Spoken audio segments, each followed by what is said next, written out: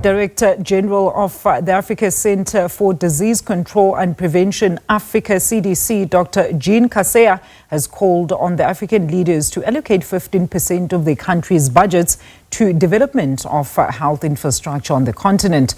Well, this is in line with the agreements that were reached during the COVID-19 pandemic, when countries took a decision to be better prepared in terms of the disease outbreaks here in Africa. Dr. Kaseya was speaking to SABC News International editor Sophie Mokoena on the margins of the G20 Health Side event on health in Sandton, north of Johannesburg. This meeting is so important. South Africa is hosting G20. I had to wait for 55 years to see that. The next time, maybe I will be 75 or 80. But it's really an opportunity for us to come to rethink the health system in Africa, especially what we call the new era, where we see a decrease of external assistance and we have an increase of outbreaks. As I said today, we are moving toward another pandemic. What can we do to be prepared and to mitigate the impact of all of this pandemic and outbreaks in our life? This is what we are discussing today. We are still far, very far. We are talking, and today I was presenting to colleagues, we are having only 2 to 3 countries meeting this commitment.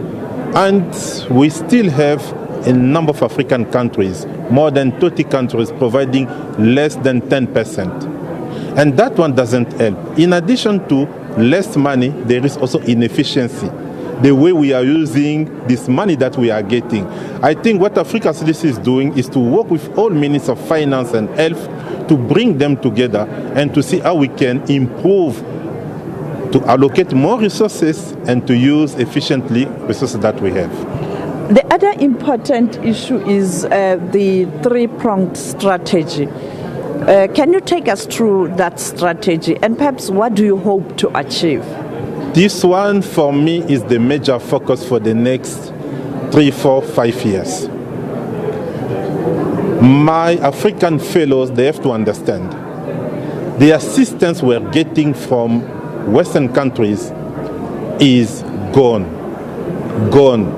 South Africa, you are getting more than $400 million just for ARVs, $0 for now.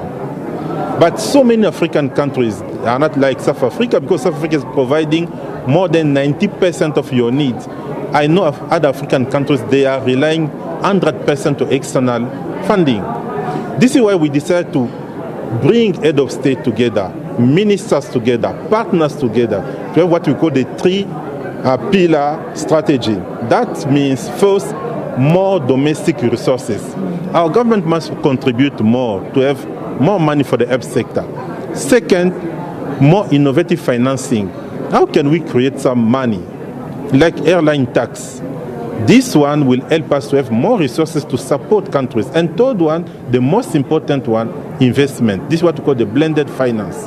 How to have more investors coming in Africa, supporting, investing in Africa. I think these are the 3 pillars that we have that will change the face of Africa.